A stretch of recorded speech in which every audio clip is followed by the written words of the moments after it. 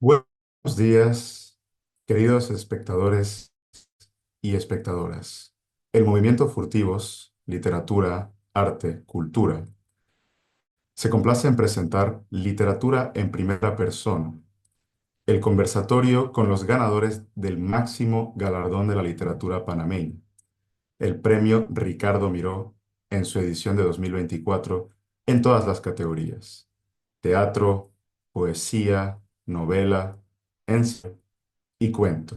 De parte de todo el movimiento, les damos primero que nada las buenas tardes, las felicitaciones por y las gracias por su participación en este evento a cada uno de ustedes.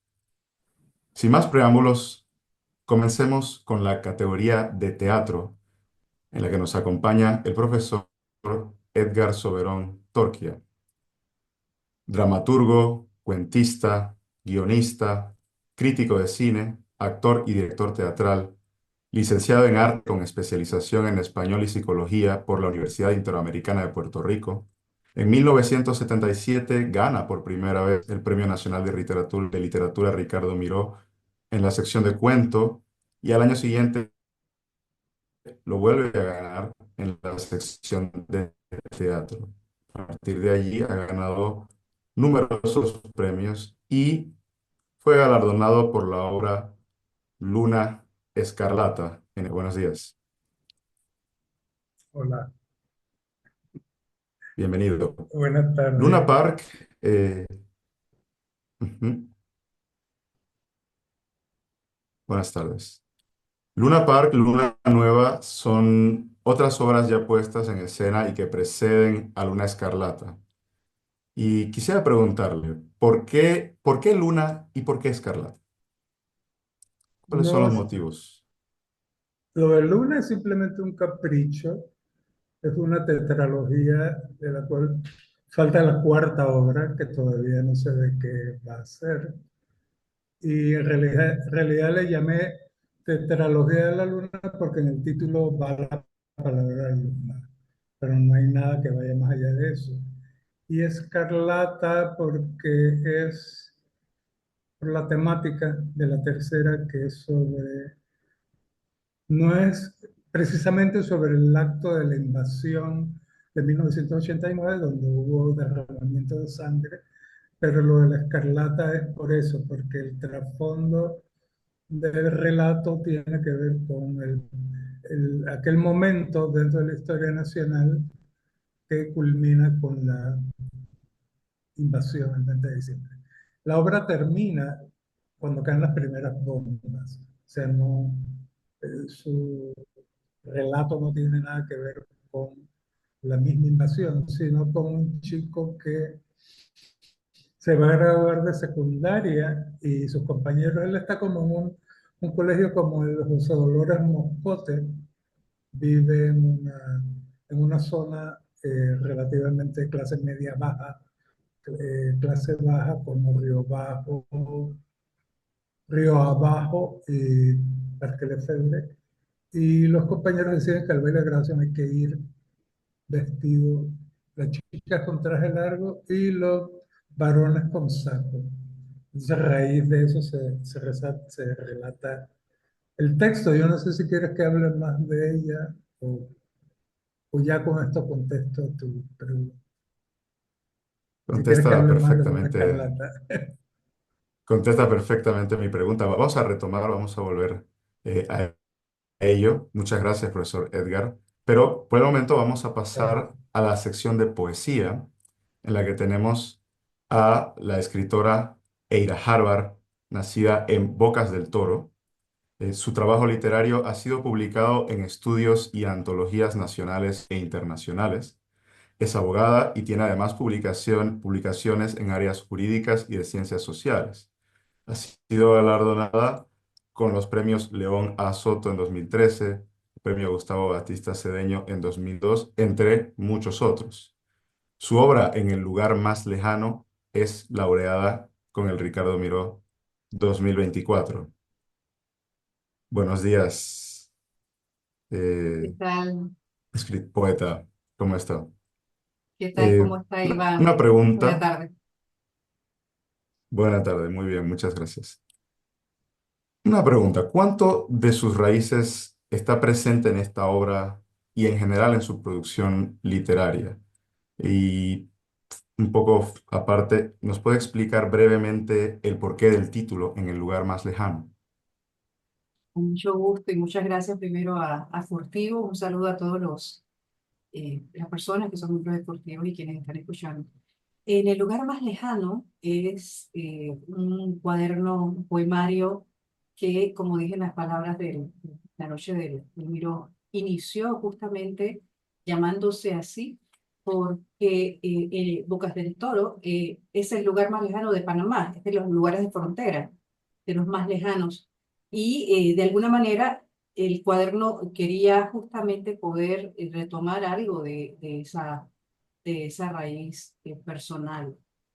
Eh, Obviamente, cuando se va trabajando a lo largo del tiempo, el cuaderno va caminando por otros lugares lejanos, ya no necesariamente ese lugar geográficamente lejano, sino también lugares que adentro de nosotros, en la memoria, van alargándose en el tiempo, van extendiéndose, van eh, realmente son inatrapables, ¿no? Y por una parte, pero también con ese elemento que nos va configurando como humanos, que es la muerte, en donde pues el lugar más lejano realmente viene a, a distanciarse de nuestra posibilidad de existencia. Entonces, por allí marcha algo del título y que, como digo, rescata algo de esa raíz.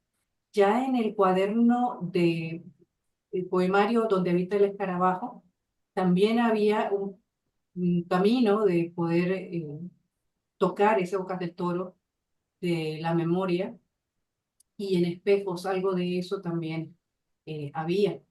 Entonces, no sé si con esto voy abordando algo de lo que usted quisiera, que es un poco puntear, me da la impresión en cada uno de los trabajos que formaron parte del Miro de este año.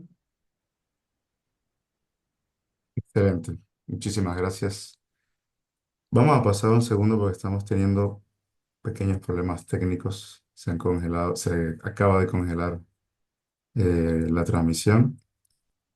Vamos a relanzarlo. Un segundito. Un segundito. Cosas que pasan en vivo. Pero sí pasó prácticamente todo. Estoy corrigiendo acá, cambiando de red. Ya vamos a estar arriba pronto. Un segundito.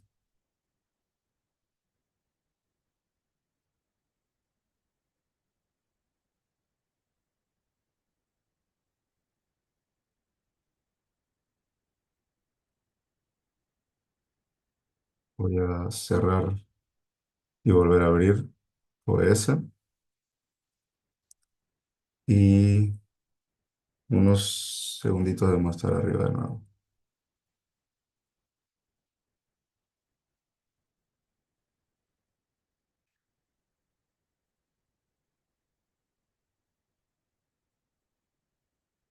Ujú.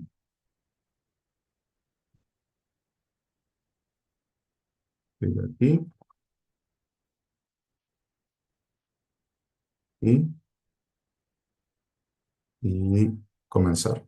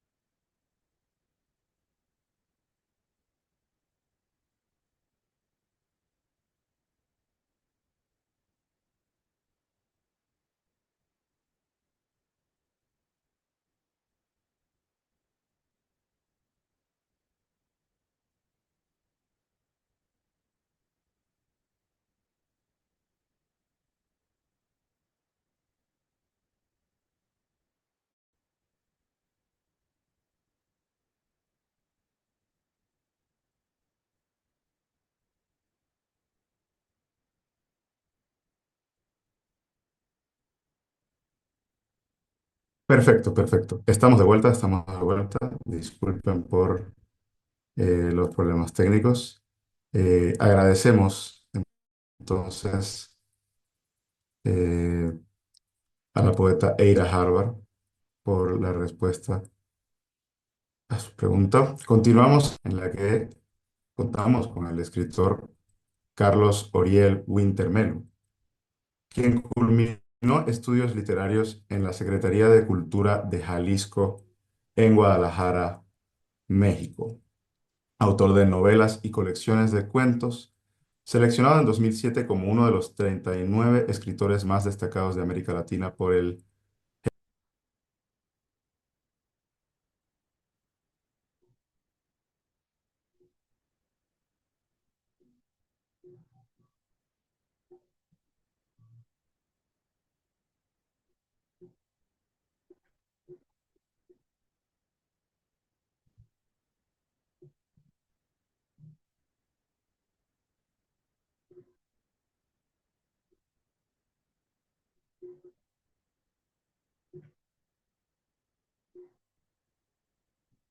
No soy yo, ¿verdad?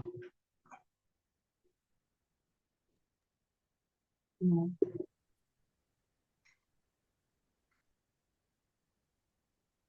Parece que quedó fuera. Sí, parece que se le cayó el internet. Estamos. Sí. Buenas tardes.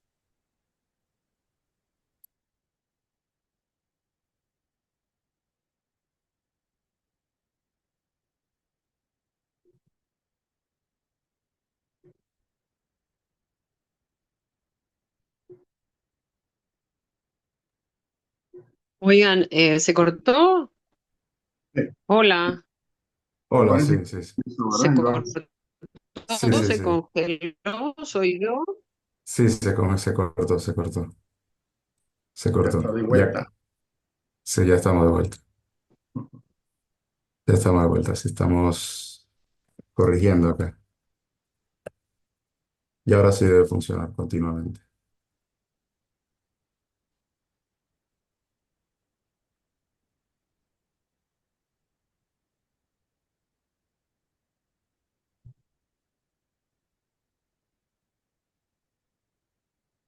Vamos a acercarlo acá.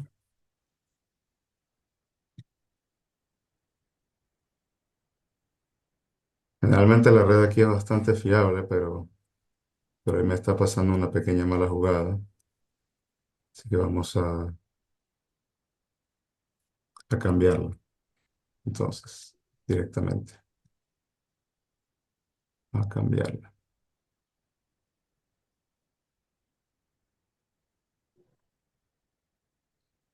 A ver, un segundo. Muy extraño. Generalmente aquí está, hemos hecho pruebas toda la semana y ha sido, ha andado todo bien. Vamos a probar nuevamente.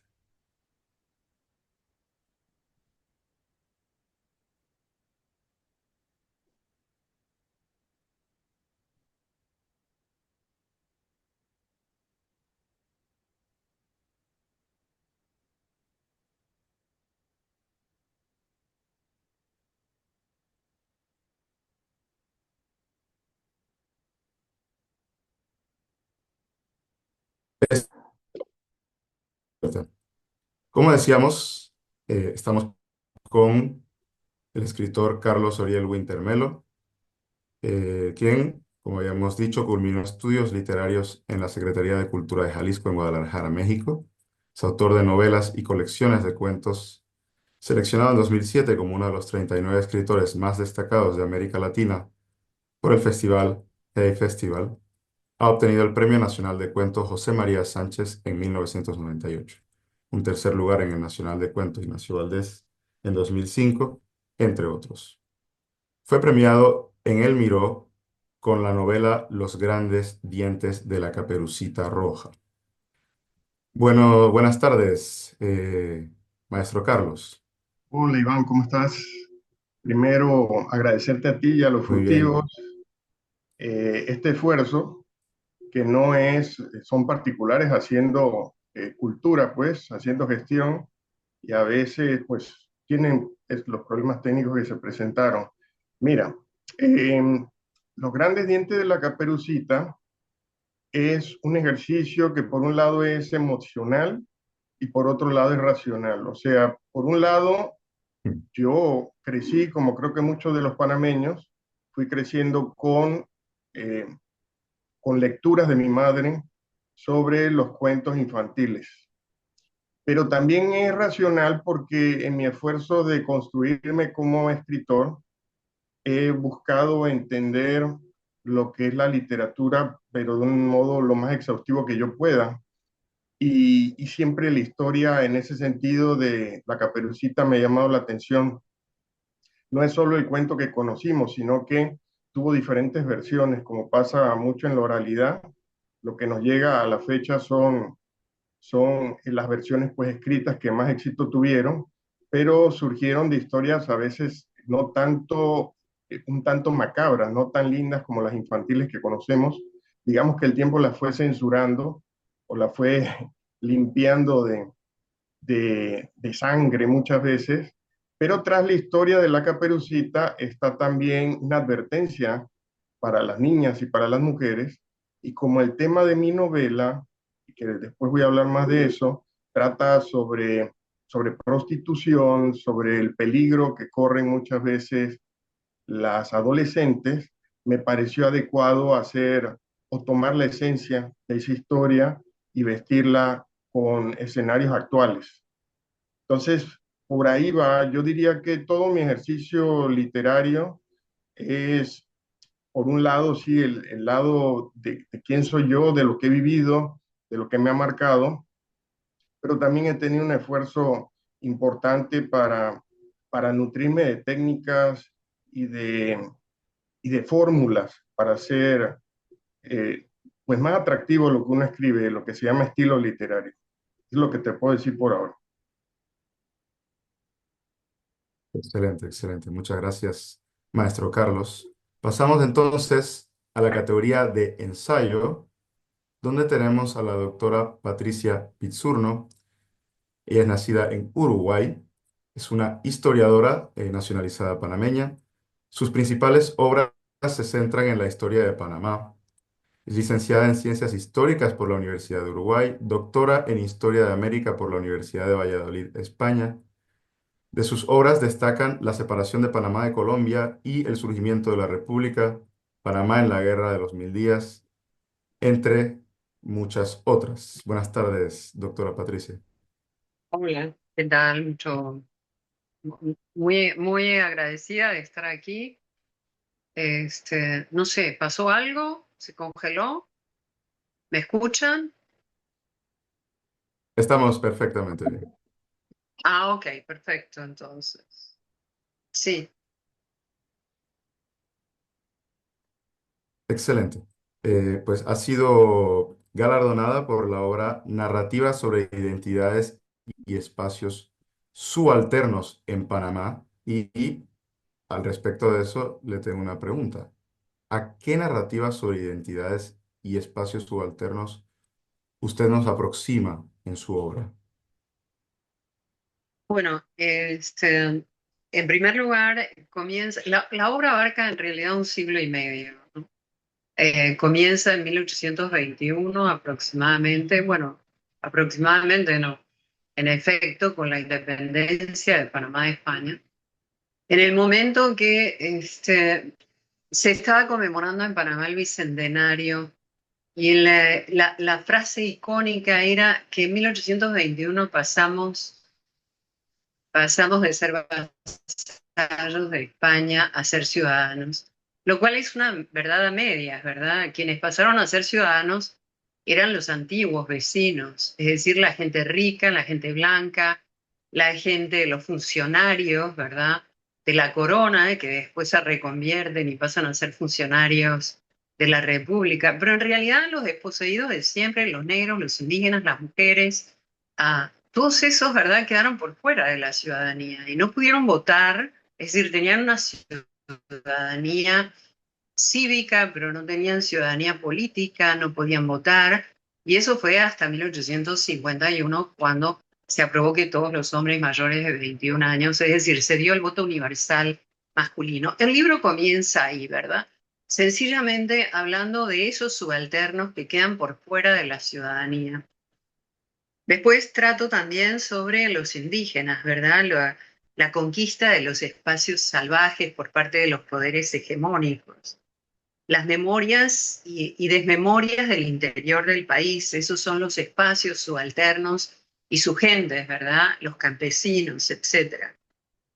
Las mujeres, voces y silencios de las mujeres a lo largo del siglo XIX y termino, ¿verdad?, con ese movimiento sacralizado que es acción comunal, ¿verdad? Que en realidad en los años 30, 20, 30 y 40, también de la mano de Arnulfo Arias, aupan, ¿verdad?, el racismo contra los antillanos, hindúes, chinos y demás. Esos son mis subalternos. Excelente. Muchísimas gracias, doctora Pizzurno. Volveremos, retomaremos entonces más adelante sobre estos temas. Pero antes pasamos a la sección de cuento en la que contamos con el escritor Pedro Crenes Castro, nacido en Panamá. Sus cuentos aparecen en diversas antologías de España y América. Ha obtenido el Premio Nacional de Literatura Ricardo Miró 2 veces en la categoría de cuento y 1 vez en novela. Ha sido Premio Crítica Literaria Pedro Correa. Sus cuentos han sido traducidos al francés y al italiano y forma parte de varias antologías nacionales e internacionales. Ha sido galardonado en esta ocasión por la obra Así que el mar era esto. Buenas tardes, maestro Crenes. ¿Qué tal? Buenas tardes y gracias por el espacio y por la oportunidad de reunirnos para hablar de lo que nos gusta, que es la literatura. Excelente, agradecido con usted por estar con nosotros. Y mi pregunta es, de acuerdo a usted, atendiendo al tipo de la obra, ¿qué rol juega el mar en nuestra identidad, en nuestra identidad nacional como panameños? Pues el mar en Panamá lo es todo, ¿no? Necesariamente, ¿no? Por las dos costas que tenemos, por la, el propio Canal de Panamá, ¿no? Que es la obra que junta esos dos mares, ¿no? Entonces, hay un verso del himno nacional que siempre me conmueve mucho, ¿no? Sobre todo cuando estás fuera, ¿no? Que dice, ves rugir a tus pies ambos mares, ¿no? Entonces, esa idea del rugido del mar también siempre está allí, ¿no? Yo recuerdo cuando era joven me iba a la avenida de Balboa, allí lo que era el Parque Nayansi en su momento, allí me iba con unos amigos, estábamos allá a charlar sobre la vida, y ahí estaba ese mar, ¿no? eh, que podíamos mirar y bueno, y siempre más allá del horizonte estaba lo que sería el resto de la vida, suponíamos, ¿no? Entonces yo creo que el mar es fundamental en Panamá, ¿no? Y después cuando abandonas la sensación de estar cerca del mar, como me pasó a mí por motivo de vivir en España en esa época, en Madrid, claro, siempre también echas un poco de menos el mar, ¿no? El único mar que tenía yo en Madrid era el Parque del Retiro, ¿no? El estanque aquel, que no, que no es ni un mar ni es nada, ¿no? Pero es interesante, ¿no? Como las personas que hemos crecido cerca del mar, cuando nos sacan de ahí, ¿no? Como en los versos del propio Rafael Alberti, ¿no? El mar, la mar, ¿por qué me trajiste, padre, a la ciudad? ¿No? Ese quitarnos del mar, creo que también nos hiere en un sentido y que también de ahí brota mucha literatura, ¿no? Pero qué duda cabe que Panamá es un país de mar, ¿no? Entonces es fundamental para nuestra identidad. Excelente, excelente. Muchas gracias, doctor Krener. Retomaremos más adelante. Por el momento quisiera regresar con usted, profesor Edgar. Quisiera preguntarle, ya ahondando un poco más en lo que es el teatro a nivel nacional, ¿cómo cree usted que se puede romper con el molde del teatro panameño, donde, según muchos críticos, predomina una comedia más bien superficial, referencias históricas superficiales, una falta de empatía con un interior que se encuentra de cierta manera amputado de las manifestaciones teatrales? ¿Qué considera que hace falta en este caso? Profesores idóneos que laboren en el interior, la búsqueda de quizás de una verdadera conexión e investigación, quizás son expresiones llevadas por la pereza. ¿Qué piensa usted al respecto? Lo- Las personas que me conocen saben que yo contestaría algo terrible, cómico, pero que me afecta mucho. Yo le prendería fuego a ciertos teatros que imparten clases de teatro en Panamá, que de alguna manera son los responsables de ese camino que ha tenido tomado el teatro en Panamá. El otro día hablé con la actriz, cantante y locutora, que tú debes conocerla desde chico, Lisette Condacín. Lisette le puso un nombre a ese tipo de comedias y le puso Mi mujer es el plomero, porque todas las obras tienen que ver eso con la ambigüedad, y la sexualidad y el adulterio y el relajo y qué sé yo. Yo te entiendo perfectamente, pero ahora si me pongo un poco serio, yo creo que el problema es la educación en Panamá.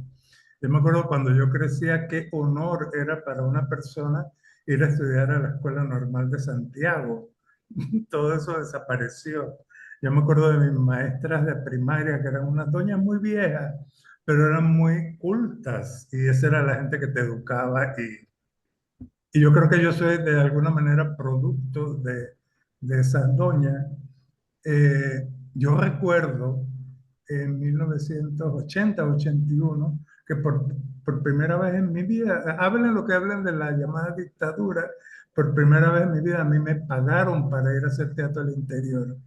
Y yo fui a una escuela producto de la reforma educativa que estaba gestando el proceso de Omar Torrijos, pero ya los educadores habían tumbado la reforma educativa, y es que aquella escuela quedó como vacía, y era muy doloroso, y además era muy admirable estas edificaciones que tenían laboratorios, comedores, dormitorios para atender a todos los niños de las áreas rurales. Entonces yo creo que la clave para llevar no solamente el teatro, sino otros tipos de género literario, depende mucho de la educación, depende mucho del estímulo, porque hay que leer mucho. Cuando uno escribe también debe leer, y todo eso está como muerto, está en una crisis a la cual contribuyen mucho los millennials, que son amigos míos. Yo tengo muchos discípulos millennials, pero ellos no quieren leer, ellos quieren leer cosas muy cortitas. Entonces, ¿cómo atraerlo hacia temáticas del interior? Yo en realidad no sé, tendría que ser una labor conjunta, y te lo digo porque a mí sí me interesa la temática, y yo no tanto en teatro, yo he estado involucrado en guiones de cine. Hay uno que se llama El Camino de las Nubes, que transcurre en Volcán. Hay otro que se llama El Eterno Mes de Abril, que transcurre en Penonomé. Y a mí me interesa mucho que hay un cine rural panameño, pero que no hable de los cuentos que me contaba mi abuelo cada verano, que yo iba, y la fogata y la bobería esa. No, no, no, no. Cero folclorismo, sino cosas verdaderas, lo que pasa en el interior. Eh, Hace unos años yo conocí a un chico, no sé si me estoy extendiendo, pero te lo voy a decir todo. Un chico penonomeño que a mí me parece el mejor guionista Ujú. que tiene Panamá, pero se cansó porque en Panamá no hay una industria de cine, de que sus guiones no se filmaran, y para mí era el mejor. Y él tenía unas historias que no era nada, no era folclorismo. Era El Eterno Mes de Abril, es una cosa sobre la sequía. El Camino de las Nubes es un Disney, yo digo Disney pornográfico, porque en realidad es la historia de dos niños, y lo voy a contar, es un spoiler, para otra gente que escribe guión. Dos niños que descubren, uno le dice al otro, desde el volcán se ven los dos mares, y ellos se pierden. Es una película de aventura de dos niños, y se le aparece algo como parecido a una vieja, qué sé yo. Pero a la vez hay una historia de un terrateniente que está exterminando gente humilde, campesino, y está desarrollando unos proyectos habitacionales en Volcán. Y además hay una historia de que la madre, no se sabe si es verdad, que la madre de los dos niños anda con el cura del pueblo. Entonces, por eso le digo Disney porno. Pero sí es una cosa escrita con mucho conocimiento del- de la realidad en el interior. Y yo diría que las autoridades quizás educativas del interior podrían fomentar la creación de talleres de creación. Yo, por ejemplo, empiezo el 8 de marzo, por enésima vez, el programa Profe dando las clases de dramaturgia.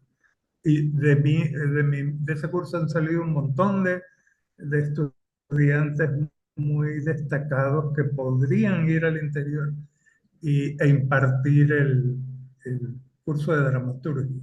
Porque yo creo que tanto a los chicos en el interior como en Panamá, ellos tienen sus historias en su cabeza que tú nunca vas a poder dar una clase para, para que produzcan las obras de temática que tú quieres. Tú lo que haces en estos cursos es transmitirle el proceso, cómo tú llegas a crear una obra de teatro, cómo comienzas a seleccionar qué cosas quieres contar de una cosa muy amplia, cómo desarrollar una escaleta, etcétera. Y eso quizás ayude al teatro en el interior. Como acá en la capital, que creo que de mi grupo han salido varios muchachos y muchachas que creo que pueden hacer la diferencia dentro de ese panorama de cómo si lo que está contando bien está correcto.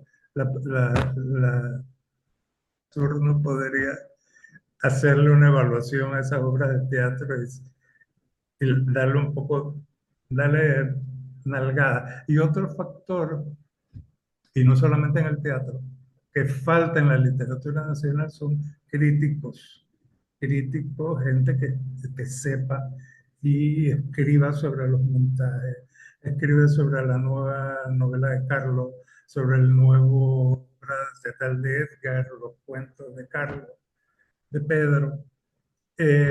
Hace falta, yo creo que hay una muchacha chiricana que tú debes saber quién es, ahora se me escapa el nombre, pero para mí era una mujer de Estados Unidos. O- Ella viene y va, pero es una mujer.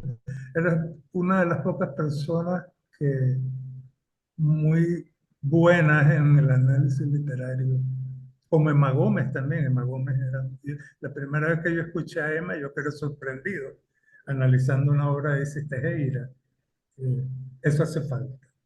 Eso hace falta que nos den un par de bofetones cuando hacemos una de esas obras horribles de comedia y nos digan, oye, ¿qué pasa? ¿Qué es eso de mi mujer es un plomero?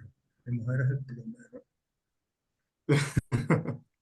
Muchas gracias, profesor. Bueno, en ese sentido, el Movimiento Furtivos es una asociación que busca precisamente crear los espacios.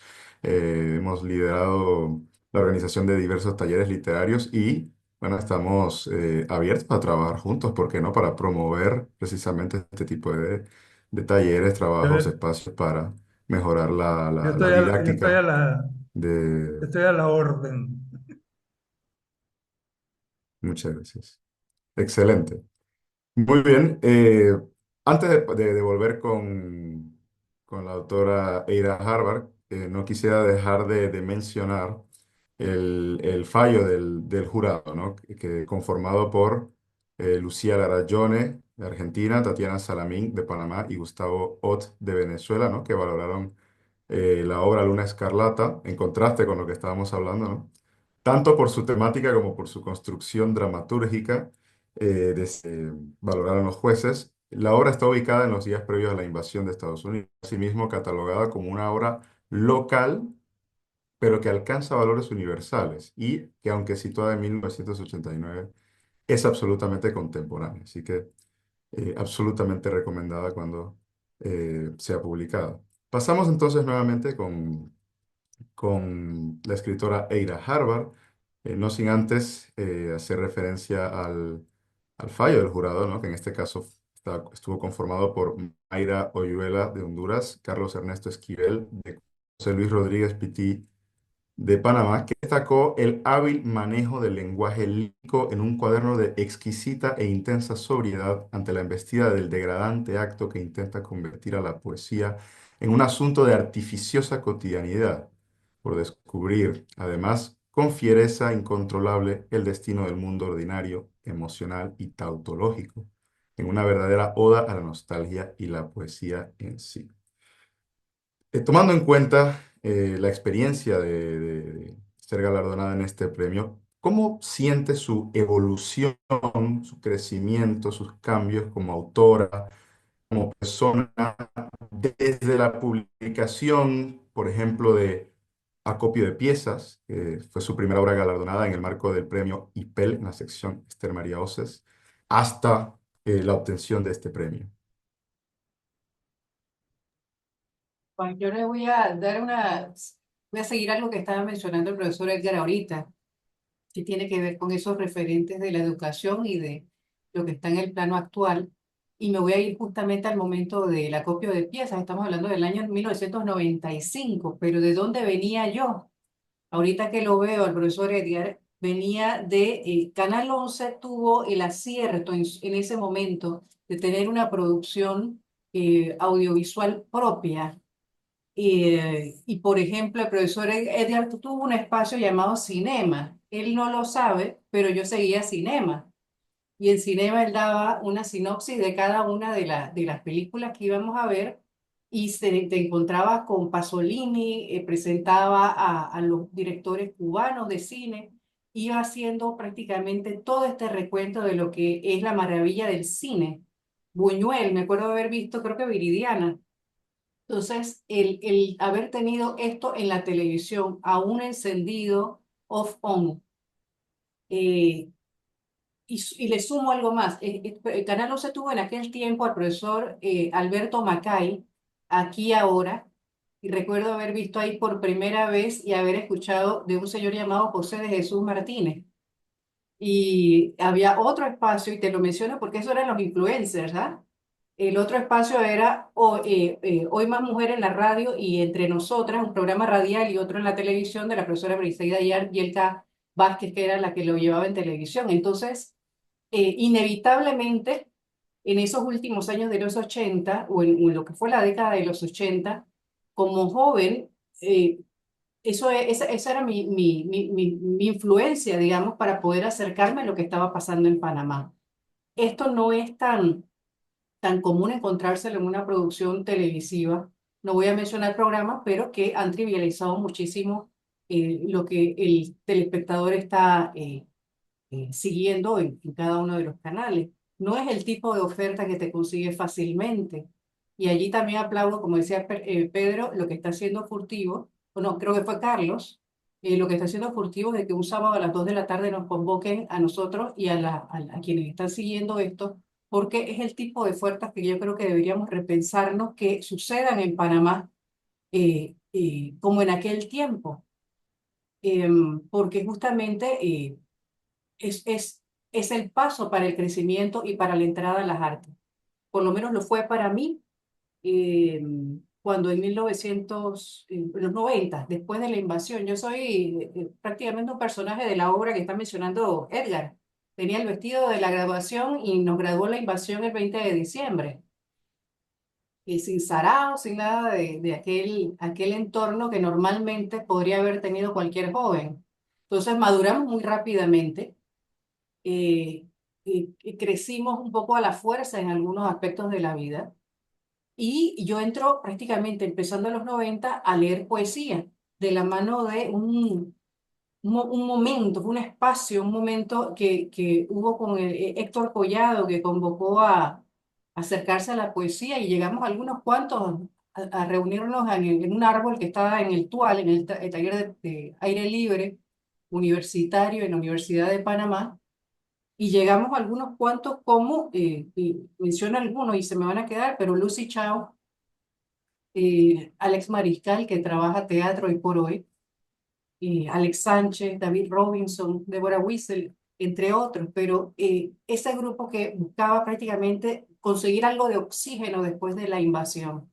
Entonces, y de ahí continúo escribiendo, ¿no? Así me agarra. En 1995 mencionaste Acopio de Piezas, que es un trabajo que entró en el concurso del IPEL, que usualmente tiene un título, así tradicionalmente tiene un título, un tema, y el tema era a 5 años de la entrega del Canal de Panamá, que se puede presentar en materia de poemas, de poemario. Yo presenté Acopio de Piezas, que era justamente una crítica de una ciudad que estaba siendo muy dura para los habitantes en aquel momento. Entonces, de allí a este, voy a decir una cosa más de ese 1995. Ese IPEL lo presenta, me lo da en las manos Marta Matamoros. Por algún motivo, quienes estaban organizando convocan a la líder sindical Marta Matamoros, y la fotografía que yo tengo de la entrega de Acopio de Piezas es de Marta Matamoros. En ese momento, el jurado de Acopio de Piezas fue Giovanna Benedetti, Aristides Turpana, creo que Manuel Orestes Nieto, y logra pues captar la atención de este jurado. Y cuando el año pasado voy a recibir el premio Miró, hice mención de ese momento, porque ese fue el inicio, y estaba pues en el centenario de Tristán Solarte, además, que es un coterráneo mío, recibiendo este premio Miró. Entonces, yo sí creo, dándole un poco seguimiento a lo que está diciendo Edgar, el tema de la educación, pero más allá de la educación formal, rescatar lo que existió en algún momento en este Panamá, y era lo que estaba pasando también, no solamente por la vía horizontal, por la vía vertical de institución, comunidad, sino también lo que sucedía en comunidad de manera horizontal, en donde el teatro guerrillero era pan de todos los días, en donde la poesía se leía en la gallera, ¿no? Entonces, eso sí pasó en Panamá, y de alguna manera hemos perdido un poco el rastro de esa dimensión, digamos, más democrática de la cultura, de quién y dónde está radicando los actores de la cultura. No solamente como una cuestión vertical que las instituciones tienen que garantizar y tienen que difundir, sino también lo que está sucediendo en las comunidades, y va alimentando a quienes estamos formamos parte de esto que llamamos sociedad. Y yo creo que me distancié de la pregunta, pero vale para poder entrar en reflexión de lo que estamos conversando. No, ha sido muchísimo, muchísimo mejor la reflexión, ¿no? Porque ha concatenado, ¿no? Ha dado continuidad a lo que ha iniciado el profesor Edgar, y la verdad se agradece. Continuamos entonces, seguimos nuevamente con el maestro Carlos, que nuevamente fue galardonado por la novela Los grandes dientes de la Caperucita Roja. El jurado estuvo conformado por Ana Merino de España, Nimia Herrera de Panamá y Mario Bellatín de México. El jurado destacó el tono arriesgado y los juegos literarios llenos de guiños a la cultura, la tensión dramática que profundiza en lo carnavalesco y se preocupa por la crítica social, construyendo un retrato corrosivo de la realidad contemporánea. En la trama se revisita el cuento de Perrault con técnicas narrativas verdistas que se van entrelazando con alusiones literarias que entroncan con mitos clásicos. Hay de la misma forma un compromiso social a través de un texto literario fluido donde se entremezclan temáticas de enorme fuerza y actualidad. Y en función de eso quisiera preguntarle, maestro Carlos, ¿no? Haciendo referencia a que el título juega con la Caperucita Roja y los icónicos dientes de la abuela, ¿verdad? ¿Qué tanto peso tiene en la literatura de hoy la reinterpretación de los clásicos? Y si no la reinterpretación, las referencias a esto. Y de paso, ¿cómo ha influido en su trabajo la lectura de los clásicos? Ok, bueno, gracias Iván por por la pregunta, porque siempre también la pregunta a mis compañeros, que es un modo de conocerlos más. Bueno, la definición de clásico es aquello que superó el paso del tiempo. Entonces, el Quijote, podemos seguir viendo Quijotes, podemos aún hacer referencia al idealismo del Quijote. Entonces, los mensajes esenciales o la naturaleza del ser humano en ese sentido no va a cambiar.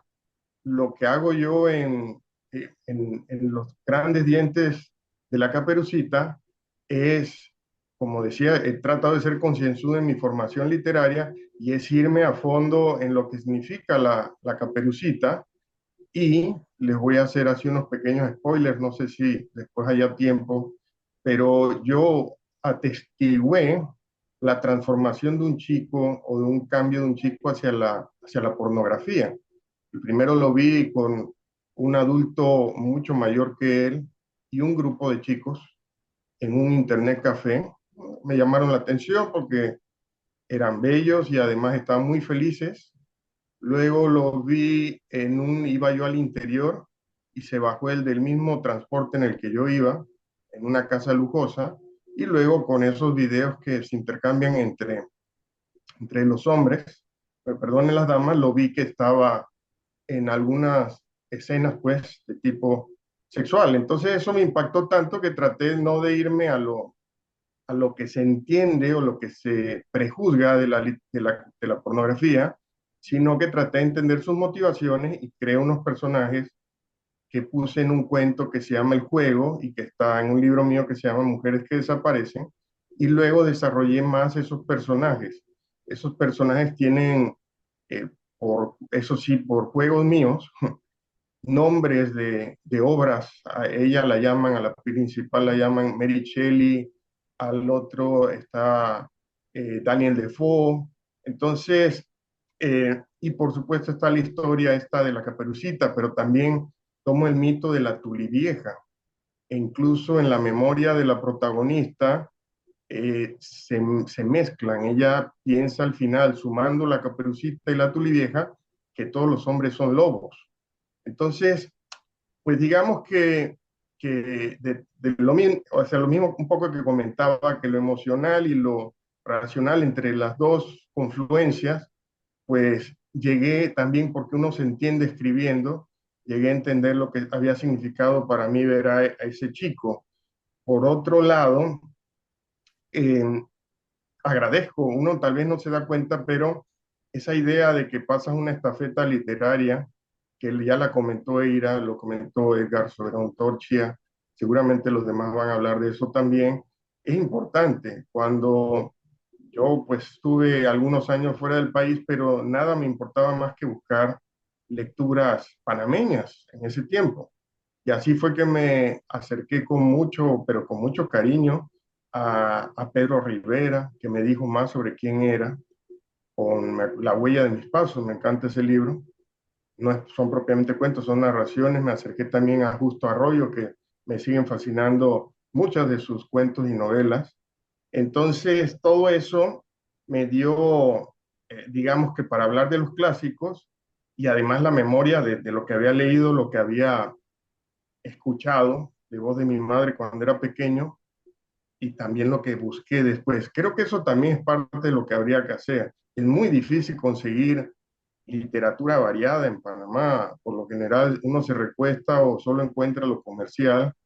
Y bueno, yo sé que eso no es una cuestión aislada, que responde incluso a lo que estamos viviendo en estos momentos con los ataques mediáticos de Trump, pero sí habría que hacer un esfuerzo para poder leer obras serias como Nietzsche, me refiero, leer pues, al mismo Charles Dickens. Es muy difícil conseguirlas ahora.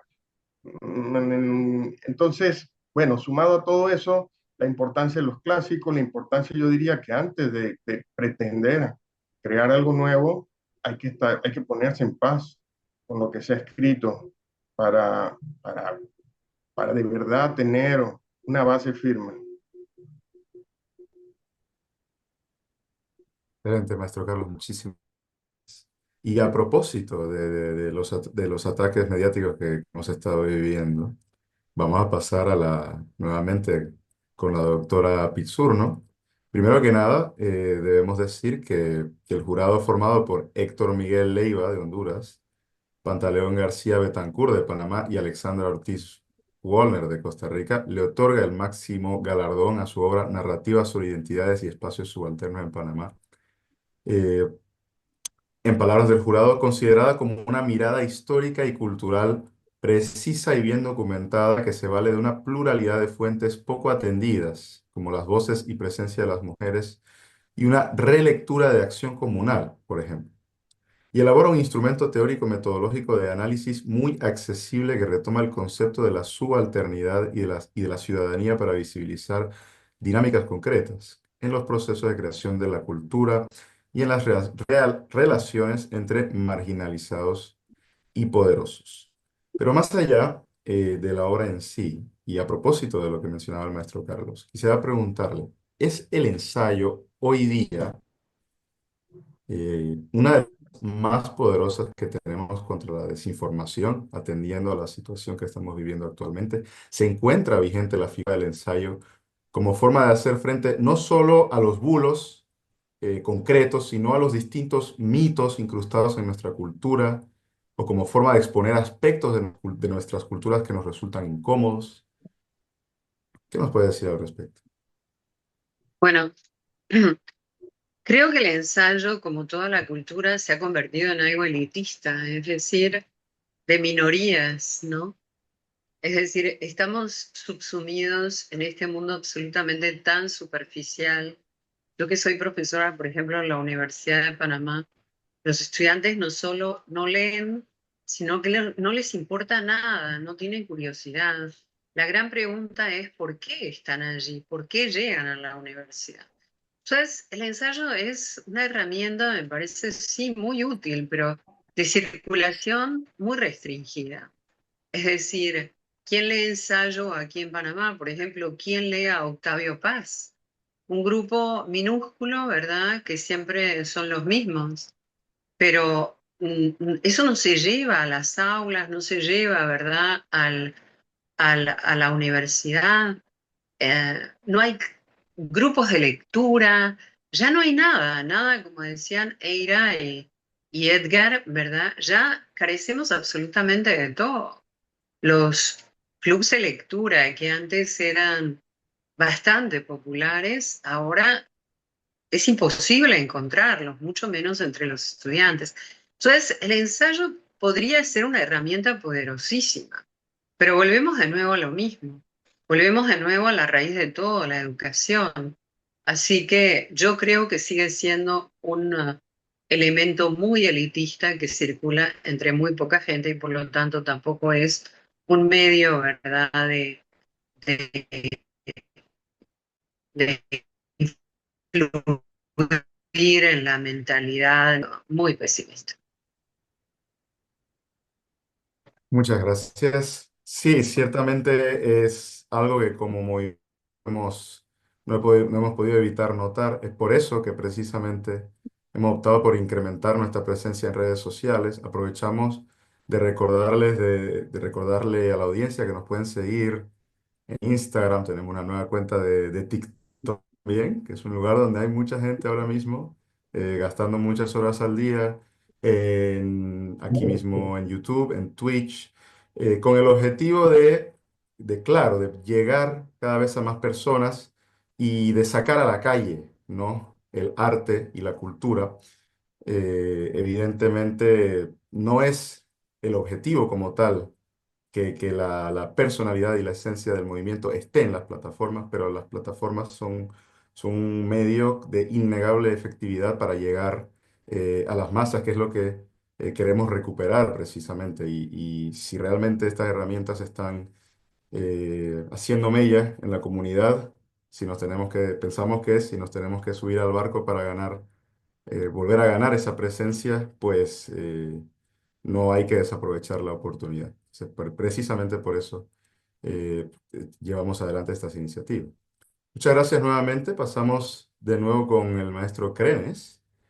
Eh, Fueron los jurados Javier Medina Bernal de Panamá, Emerio Medina de Cuba y Carlos Cortés de Costa Rica, quienes distinguieron su obra por narrar historias muy personales que devienen una suerte de viaje a la semilla, un recorrido al interior de la existencia humana que revela orígenes y destinos, a la vez que hurga con un lenguaje preciso en las llagas del dolor y los recuerdos. La obra dialoga con la tradición literaria latinoamericana desde un depurado juego intertextual que replantea las fuentes de las que se ha nutrido la narrativa panameña contemporánea y proyecta una visión luminosa y sosegada sobre complejos traumas humanos que muy bien pueden ocurrir en cualquier geografía del planeta, dada su profunda perspectiva filosófica y humanista. Ahora bien, empieza el fallo diciendo, por narrar historias muy personales. De acuerdo a algunos críticos, los lectores podrían sentir que hay un sustrato autobiográfico en su obra. Podemos encontrar pinceladas autobiográficas en Así que el mar era esto. ¿Tiene algún componente confesional? ¿Nos puede decir al respecto? Pues componente confesional no, pero sí, como todas las obras siempre están salpicadas de uno, ¿no? Entonces yo creo que uno escribe para resolver ciertos asuntos, ¿no? Entonces yo creo que sí, en algunos cuentos sí que se pueden encontrar cosas que yo he querido resolver. Hay un cuento que me gusta mucho, que le tengo mucho cariño, entre otros, que se llama El Jazz de los Muertos, que allí hay algo autobiográfico y no digo nada, y que estoy seguro que cuando se lea, eh, no van a saber, creo, en qué parte me encuentro yo del cuento. Pero bueno, eso lo dejaré para cuando se lea, ¿no? Pero sí que ocurre eso, ¿no? Y hay cosas que uno tiene que ir resolviendo y se resuelven escribiendo. Uno de los cuentos que está aquí, que se llama Russian Rouge 51, número 51, que habla de un listic, en el fondo, que se queda ya un poco así, eh, muy al fondo, es el día que yo me entero que mi abuelita falleció en Panamá. Estamos en el año 2003, y yo tengo que salir corriendo hacia Panamá para el entierro de mi abuela. Y también ese cuento me tomó casi como 20 años resolver esa anécdota y ponerla en un cuento que cierre para mí ese ciclo de la muerte de mi abuela, por ejemplo, ¿no? O sea, esas cosas se van encontrando allí, ¿no? Cosas que uno observa, que se cruzan con uno, que a uno le llaman y que hay que resolver. Entonces, ahí están esas pinceladas, ¿no? Que se van a ver. Entonces, creo que le tengo mucho cariño a este libro en general, entonces, y espero que todos disfrutemos de la lectura y sobre todo de la discusión de los temas, ¿no? En los que uno entra y sale en el libro. Excelente, muchísimas gracias. Vamos a pasar entonces a preguntas más abiertas, ¿no? Estas son preguntas para todos. Algunas de ellas ya las han contestado parcialmente, ¿no? Porque es algo que surge, ¿no? Cada vez que hablamos de arte, de literatura y especialmente en los tiempos que corren. Sin embargo, quisiera preguntarles, ¿qué importancia, juzgan ustedes, tiene la literatura en general en las circunstancias existenciales que estamos atravesando en relación con nuestro contexto histórico en la actualidad? Pues, Pregunta abierta para todos. sí, yo quería adelantarme porque Ujú, todos han hablado del tema de la educación, que yo estoy de acuerdo con ujú. Eira, que no sabía que Edgar ha escrito una obra de teatro sobre mí, que también me quedé compuesto y sin graduación. Entonces, firme bien, definitivamente, ¿no? Pero, y otra cosa que decía Eira, el Canal 11, famoso Canal 11, que todo el mundo, no sé si le pasaba a ustedes, pero todo el mundo pasaba cambiando 2 4 11 la gente se iba, ¿verdad? Es el canal cultural, como que no era cosa, pero allí estaban esas cosas, ¿no? Y había esta oferta. Y lo que tenemos hoy día es que no tenemos oferta. Algunos han decidido que los panameños ni escriben cuentos, ni escriben ensayos, ni van al teatro y que se merecen un teatro barrio bajero a veces, de todo son risas, no nos tomamos nada en serio. Y este aquí que pasan los años y nos encontramos en la situación en la que estamos sin ningún tipo de discurso. Mucho patriotismo, sí, pero al final cuando te preguntan aquí fuera, oye, ¿y Panamá qué es? ¿Quién contesta? Y claro que podemos contestar. Tenemos el cine que hablaba también Eira, que representa a Edgar, ¿no? Yo recuerdo que como que le comenté unas cosas sobre nuestro querido Pierpaolo Pasolini y yo no me podía creer que uno de los cuentos que estaban premiados allí, esa película, que ya la leerán, sí que se intentó pasar en Panamá. Yo me estaba sorprendidísimo porque yo adoro a Pasolini, ¿no? Con todo lo que es Pasolini, ¿no? Pero bueno, en fin. Entonces, no sé, yo creo que la literatura es fundamental y eso es lo que nutre nuestras respuestas en situaciones como las que estamos hoy día. Si no leemos, ¿qué vamos a contestar?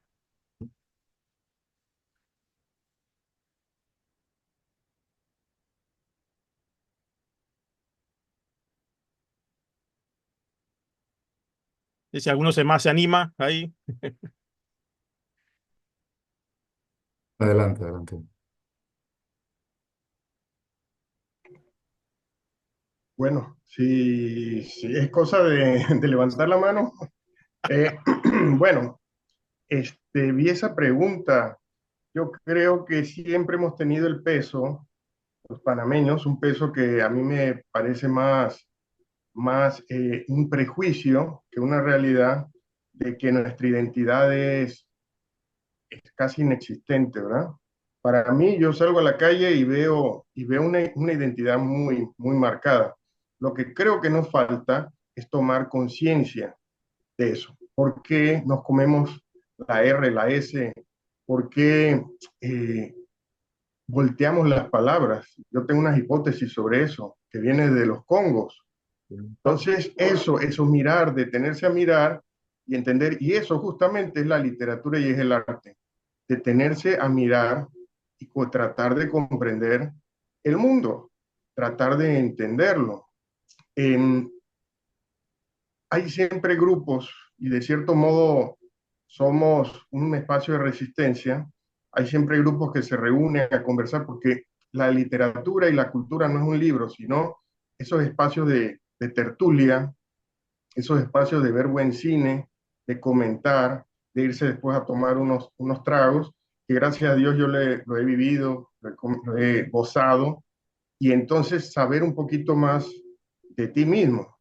Y específicamente sobre el tema de Trump, les voy a decir que a mí me parece que es la mayor arma de defensa sería que hubiera un pueblo que mirara al mismo lugar, que hubiera una cultura, ya les digo, existe, pero que estuviera digerida por todos y que todos pudiéramos, porque tenemos nuestros enfrentamientos, seguramente, y créanme, los Estados Unidos lo saben, y lo que está haciendo a veces es echarle más leña a ese fuego de enfrentamiento y que nos distraigamos y no veamos que tenemos, en este caso, un enemigo común. ¿Y por qué nos pasa eso? Porque no hemos digerido lo mismo, porque pensamos que somos diferentes. Y en realidad, aquí, en esta tierra, tenemos experiencias comunes. Somos los mismos, somos panameños. No porque tengamos el mismo color de piel, no porque seamos igualitos físicamente, sino por lo que hemos vivido. Y eso es cultura, y eso es identidad, y eso es literatura. Entonces, eso era lo que quería decir. Eh, yo mencioné ahorita yo mencioné ahorita los millennials. Y es que los millennials constantemente me están diciendo, Edgar, es que el mundo cambió. Y digo, "Bueno, el mundo no cambió como ustedes me lo están planteando.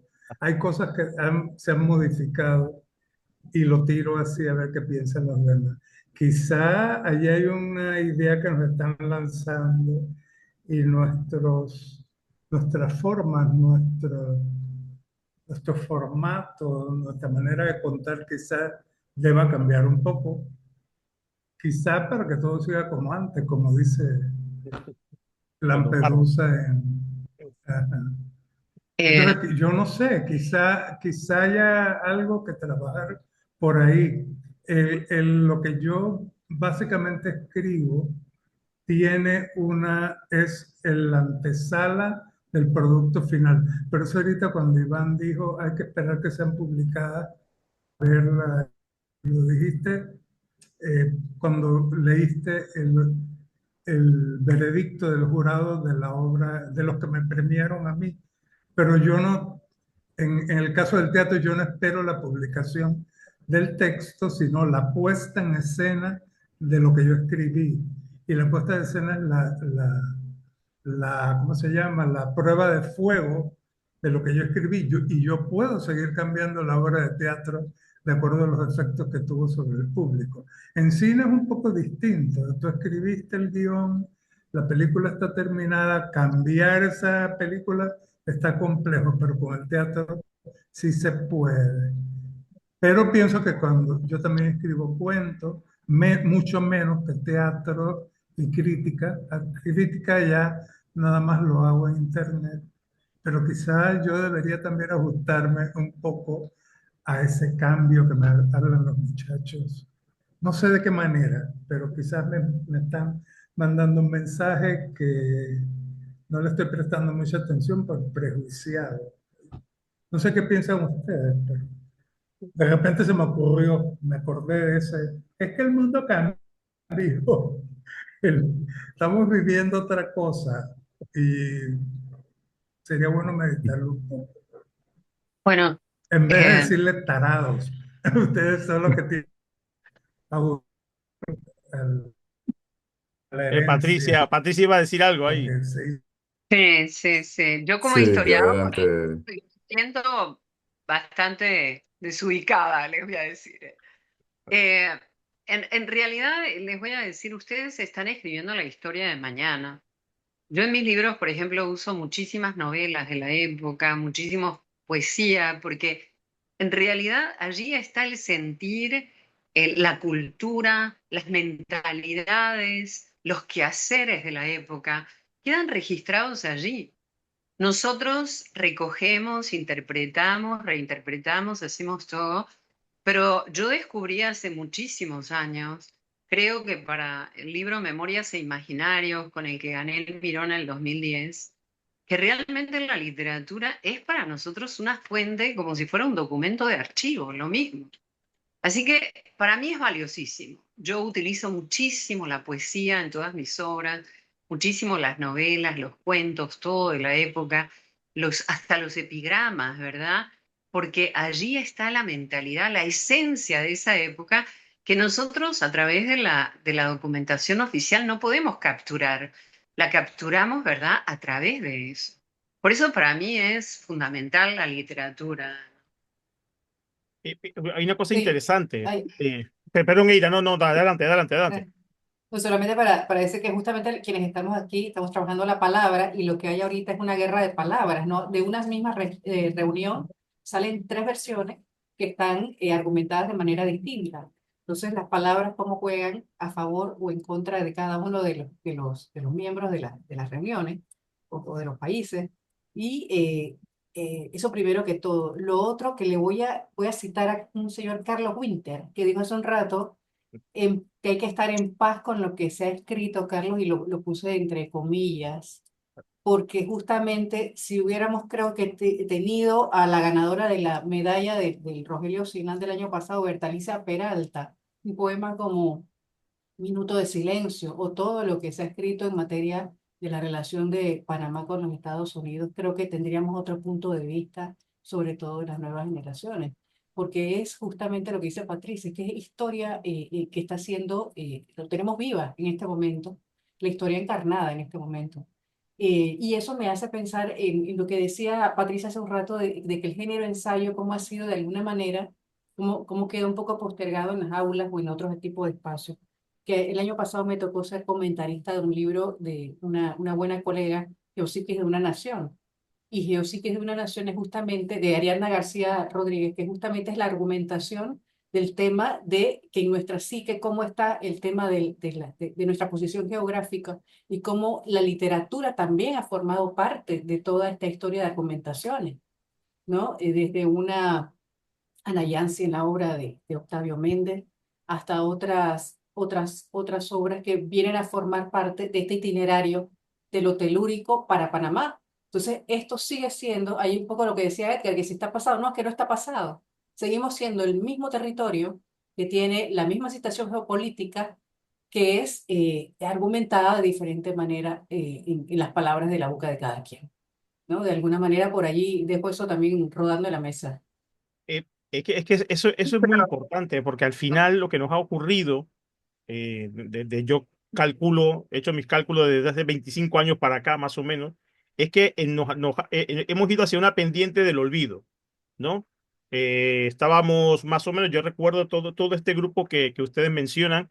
Yo llevo 35 años fuera de Panamá y claro, yo me perdí todo aquello de ir al árbol a hablar de poesía y todas esas cosas. Yo me perdí todo eso, pero me vine de Panamá para acá con los poemas que aprendíamos en la escuela, por ejemplo. Fíjate cómo eso acompaña a alguien fuera. O sea, a ti te mandan, tú te vas joven y tienes una poesía patria que es como una especie de clavo en el que tú cuelgas tu chaqueta de la vida, de dónde vienes, ¿no? Y qué importante todo eso. Y es triste que de los premios Miró, la Cenicienta, por decirlo así, la que se queda de última, sea el ensayo, cuando yo creo que incluso debe estar por encima de la poesía. Vamos a, me pongo espléndido aquí con la poeta, pero hay que repartir los ensayos en las escuelas, que los muchachos lean todo puesto en ese orden, en esa perspectiva del autor, de tal forma que tengamos argumentos, no solamente versos sueltos o cuentos o obras de teatro, que está bien, pero cuando nos pregunten ahora afuera qué es esto, qué es aquello, sepamos. Pero claro, todo esto lo hemos quitado de las aulas lo hemos sustituido por un montón y Dios bendiga a los vampiros jóvenes y todas estas cosas que se escriben hoy día, pero es que al final, ¿quiénes somos? Ese es el gran problema. Y yo creo que en ese sentido, pues, las palabras hoy día son fundamentales, ¿no? Son cruciales, ¿no? Oh, ok, sí. Bien, bueno, todos coincidimos en que la educación no es lo mismo que antes, ¿verdad? Definitivamente, yo estoy casada con un panameño, con Celestino Araúz, que es historiador igual que yo. Y yo vi el deterioro después cuando eduqué a mis hijas aquí en Panamá.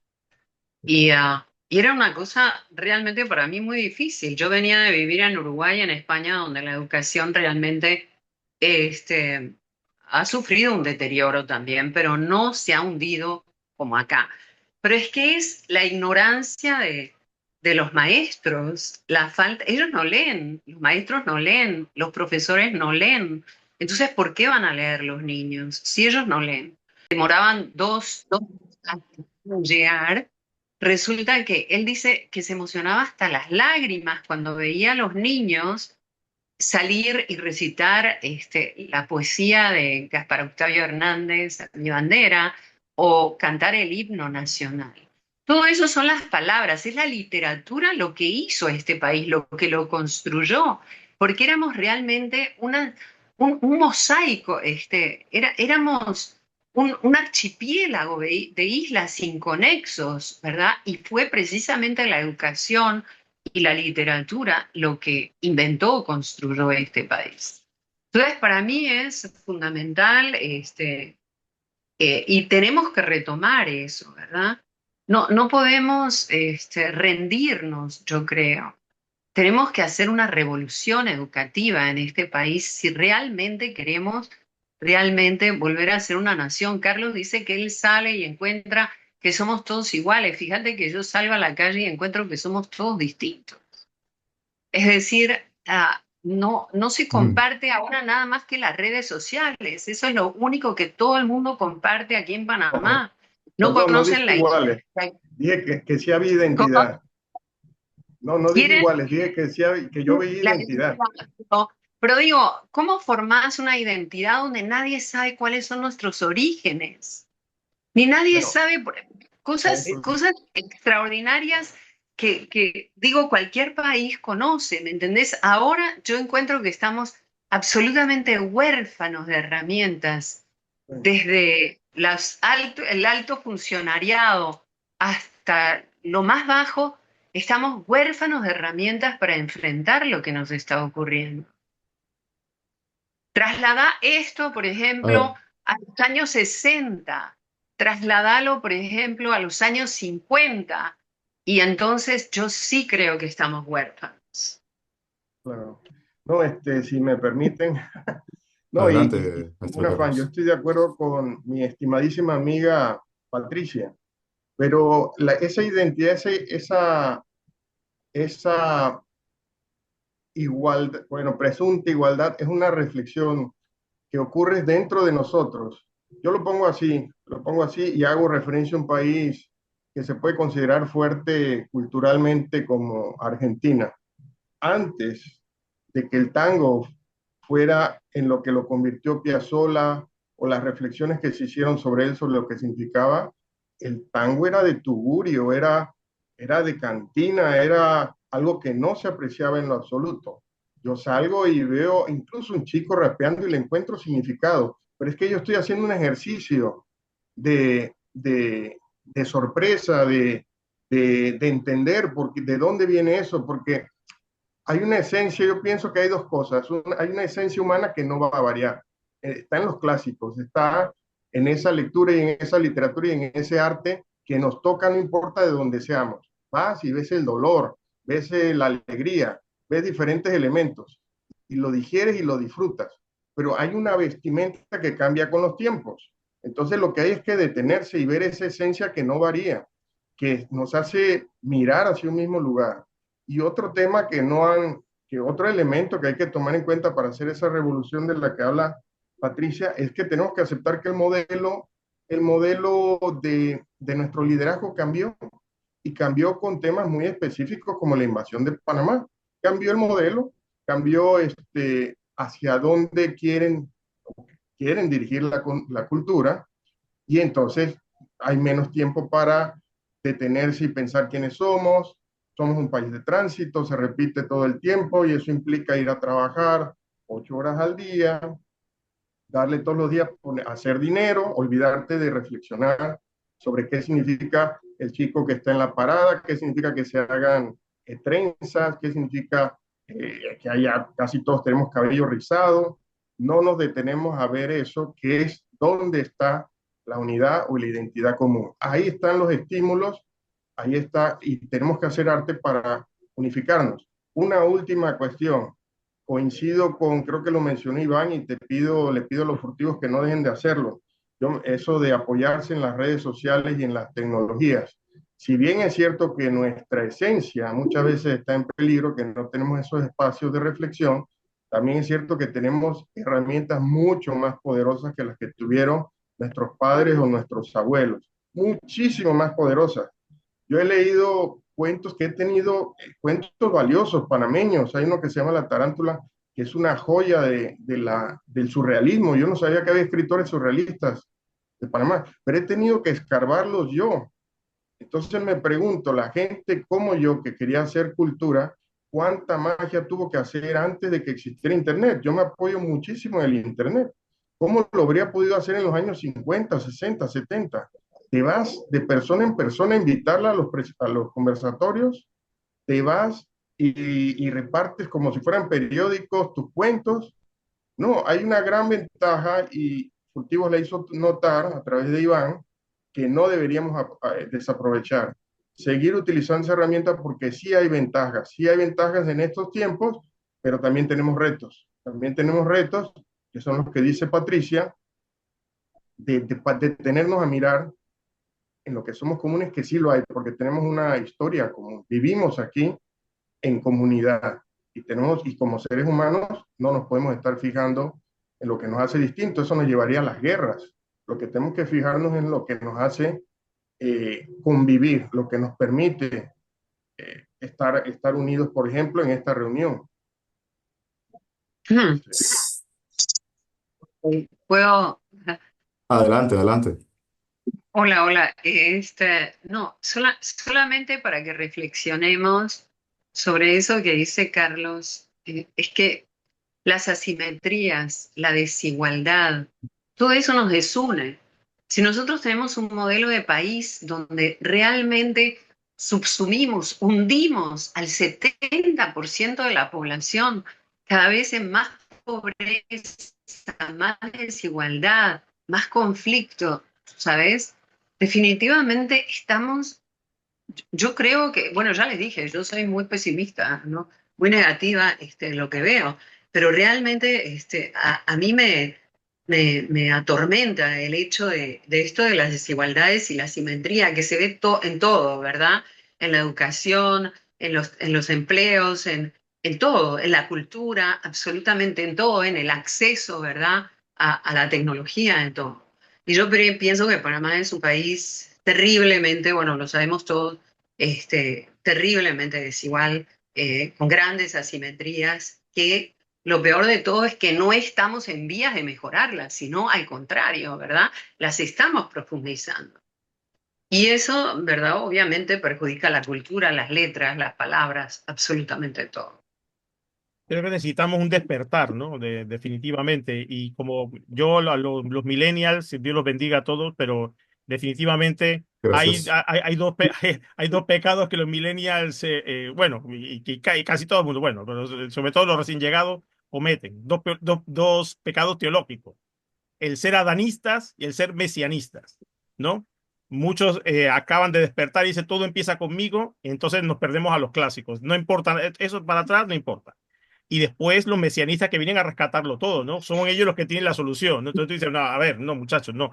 Como decía Edgar, no, ni todo ha cambiado, ni es que aquí, no, no, no. El ser humano es el que es, ¿no? Y seguimos haciendo, y seguimos escribiendo novelas, cuentos, canciones, seguimos haciendo música, cada vez hacemos más fusión con la comida, es decir, seguimos mejorando lo de siempre. Entonces, aquí estamos, ¿no? Entonces, yo agradezco mucho este tipo de iniciativas y de espacios, de verdad que Internet nos lanza a todas partes, pero hay que detenerse y reflexionar, ¿no? Y pensar y reclamar de una vez por todas de que tenemos que volver al modelo de educación. No digo que era el ideal de antes, pero necesitamos repartir más cultura, definitivamente ir al interior. Y dónde están, por ejemplo, las bases del premio dicen que tú tienes que ir por el interior, hacer unas giras por los libros. Yo no he hecho ninguna y creo que es necesario y no llegar allí más allá del Puente de las Américas, que esta misma, decirlo así, es despectivo, ¿no? Pero eso es lo que nos ha pasado, nos hemos creído ese tipo de país, que después del Puente de las Américas es allí, ¿no? Me encanta el nombre del poemario de Eira, ¿no? El último lugar, ¿no? Y decía que el Boca del Toro es el último lugar, pero desde la perspectiva de quién, eso es muy interesante. De la perspectiva de quién. ¿Quién se ha inventado que Boca es el último lugar? ¿Quién ha dicho que eso de que después del puente? ¿Cómo hemos pensado así? ¿Quién nos ha metido esto en la cabeza, no? Y yo creo que precisamente la cultura es la que nos rescata de todo eso. Tristán Solarte era de Bocas del Toro, era bocatoreño, del último lugar del mundo, ¿no? Como dice, y ahí está el ahogado, por el amor de Dios, la serpiente de cristal. Entonces tú dices, un bocatoreño, ¿no? Casi con este retintín de los fariseos del Nuevo Testamento, ¿no? De Galilea puede salir algo bueno, ¿no? De Bocas del Toro puede salir algún escritor, ¿no? ¿Cómo que no? ¿En qué momento nos hemos convertido en ese país? Y yo creo que esto se ha ido alimentando y entre todos nos hemos creído esto y ahora que nos viene encima toda esta situación que estamos viviendo, pues ahora nos damos cuenta de que dónde están nuestros asideros, los hemos ido dejando por el camino, nos hemos ido convirtiendo en un archipiélago y no en un istmo, ¿no? Y eso es lo que tenemos que volver a recogernos entre todos, ¿no? Y prestar atención a lo que tenemos, que yo creo que es mucho, ¿no? Y de verdad que qué alegría poder compartir con ustedes este rato de conversar sobre. Muchísimas gracias. Adelante, poeta.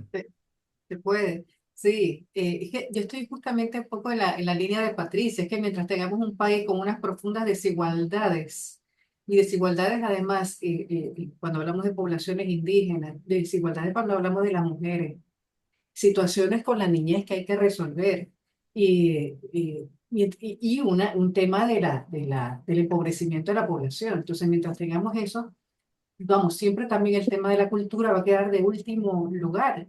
Es así. Entonces, yo estoy un poco, como dice Patricia, tratando de no ser pesimista en medio de todo esto, porque hay que ver el vaso medio lleno a veces para no caerse.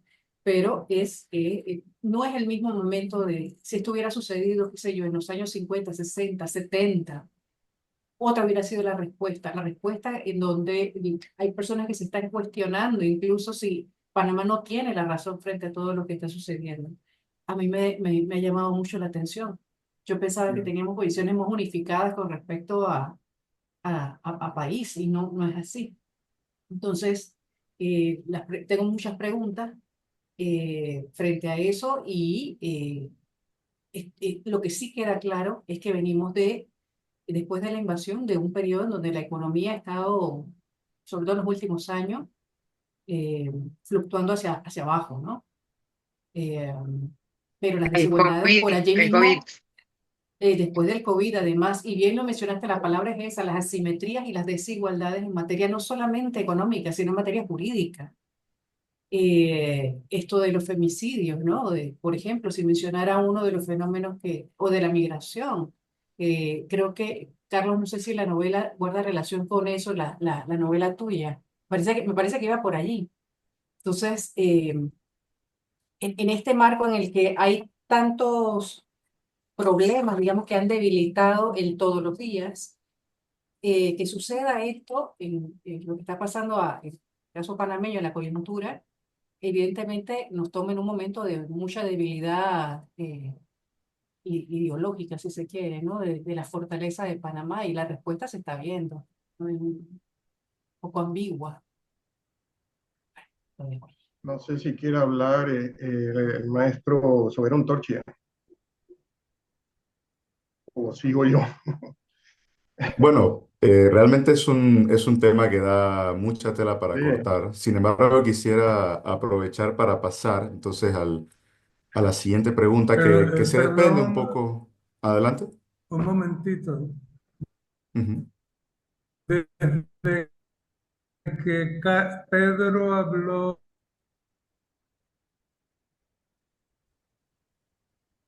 de ella.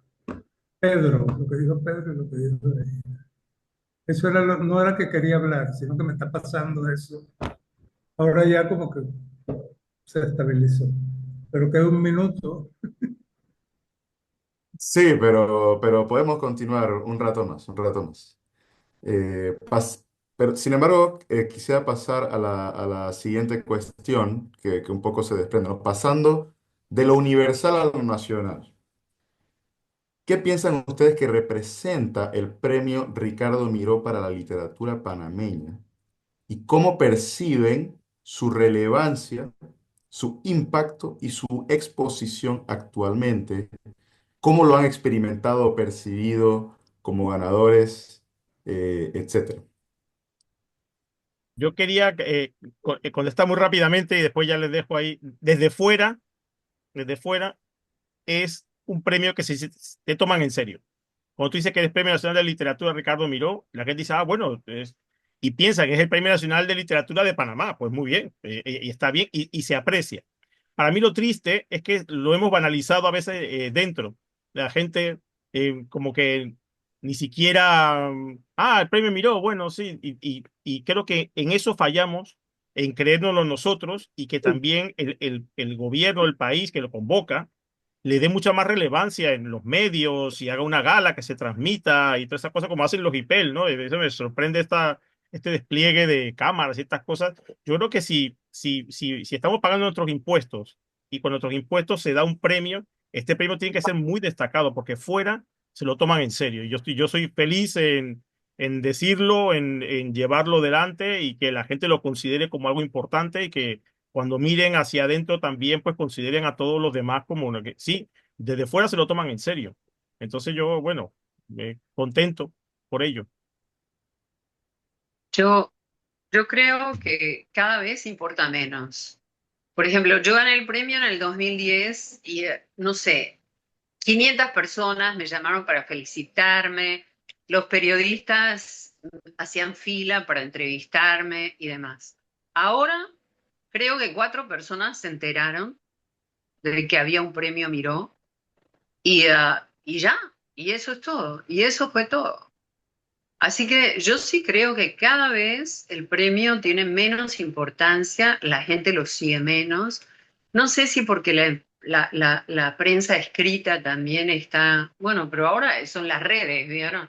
Y nada circula, nada importa. Ahora no es eso lo que importa.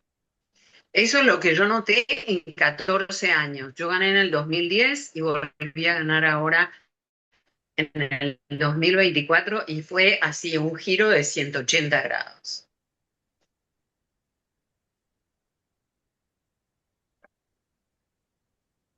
voy yo.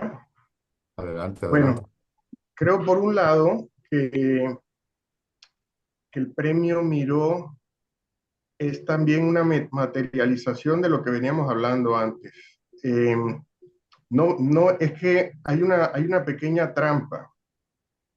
Yo creo en la prosperidad, creo que todos los panameños debemos vivir iguales, iguales económicamente, hablo, porque no somos iguales, pero, pero es una trampa pensar que todo se resuelve con dinero.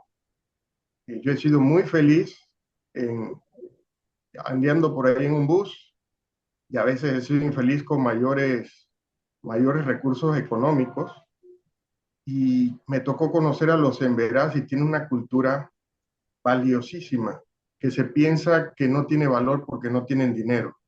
Es una cultura hermosa que el Nobel francés le dedicó su Nobel, su premio, a un indígena en Verá, no sé si saben eso. Entonces, hay cosas que no podemos medirlas por cuánto dinero te dieron. Entonces, el Miró, nos han estado manejando la idea de que cueste, que dan $15,000, de que no sé qué, pero el Miró debería ser mucho más que el dinero. El Miró tendría que ser un puente para entre nosotros los escritores y la escuela, la academia, entre la cultura panameña y los escritores, los productores de la cultura. Y no se está viendo con esa seriedad. Eh, Hace algunos años hubo un debate, pues creo yo que algo incómodo, incluso para mí, yo me puse, declararon un Miró desierto. Entonces a mí me pareció en ese momento que era realmente humillante para el país. Y que además no es la función del Ministerio de Cultura, del INAC en ese momento, andar señalando si su propia cultura está mal, si su propia cultura está mal. Entonces fue una cuestión así como que los escritores no producen, bueno, yo ni siquiera estaba participando, se los digo tal cual, pero me pareció tan terrible que nadie decía nada que yo saqué una nota. De esa nota surgieron los profes, porque no había ni siquiera talleres o cursos de formación, porque ahí es donde habría que trabajar. Entonces, no sé, estamos pensando o estamos cayendo en la trampa de pensar que todo depende del dinero y no es cierto. Justamente el dinero debería obedecer a cosas más importantes. Deberían con flojedad, con tranquilidad, dar mucho dinero si eso va a conectarnos mejor con los estudiantes, porque el dinero en realidad, en ese sentido, es una mera herramienta para muchas cosas valiosas que deberíamos alcanzar. Entonces, es un problema, no puedo ver el Miró como algo aparte, lo tengo que ver dentro de todo lo que está ocurriendo, dentro de todo el esquema. Eso es todo, por ahora. Excelente, excelente. Ujú. ¿Algún otro aporte? Edgar dice que no está escuchando. Eh, Sí, sí. Eh, Yo, yo te yo es puedo que decir, no, Iván. perdón, yo escucho fragmentos. Ah, ok, Ahorita fue ok. que me salió un letrerito que me decía on mute, y entonces me conecté para hablar, pero no escucho. Escucho en intervalos nada más. eh, Y ahora debe escucharse bien. ¿Ahora sí, escuchan? sí, sí, sí, sí. Eh, no sé, Adelante. con respecto a lo del premio Miró, yo creo que la población en general no está consciente del premio, no lee lo que se obtiene y todo depende de las estrategias que desarrolle la institución que convoca el concurso, el Ministerio de Cultura, de estimularla y el Ministerio de Educación. Yo no sé si el Ministerio de Educación tiene entre sus lecturas obligatorias dentro de la secundaria, por ejemplo, la lectura de obras premiadas en el Miró. Pero esas son fórmulas de incentivar la lectura y de manera indirecta o directa valorar más el premio Miró. Yo creo que es cierto lo que dice Pedro, que es probable que fuera de Panamá lo vean con mejor, que le den mayor relevancia, pero siento que en el territorio nacional las cosas están mal en ese sentido. No sé qué más decir. Muy bien, muchas gracias Eire iba a decir, por ¿no? su Sí, intervención. sí, de mi Eira, parte, de ¿me lo que yo puedes? diría, yo te puedo Ujú. responder lo que significa Ya para no mí oigo. Ah, ahí va.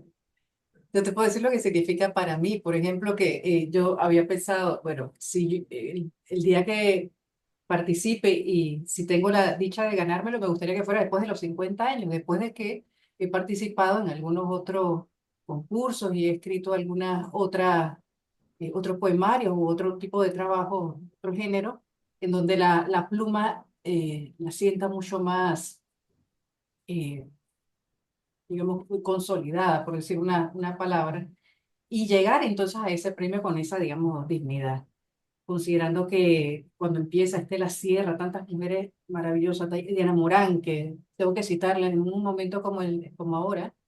eh, Sin embargo, me llamó la atención, y eso le comentaba a Patricia, que fue mi compañera de silla el día del Miró, que la reacción de los medios fue también variopinta. Por ejemplo, un periódico, un tabloide decía, le llegó el chen chen a los del Miró, Sí, le llegó el chen chen, y a mí me pareció deplorable que totalmente. llegáramos a ese punto de no solamente valorar económicamente el premio, sino también de hacerlo de esa manera tan despectiva, con toda honestidad. No nos había Porque, llegado, además. ¿ah?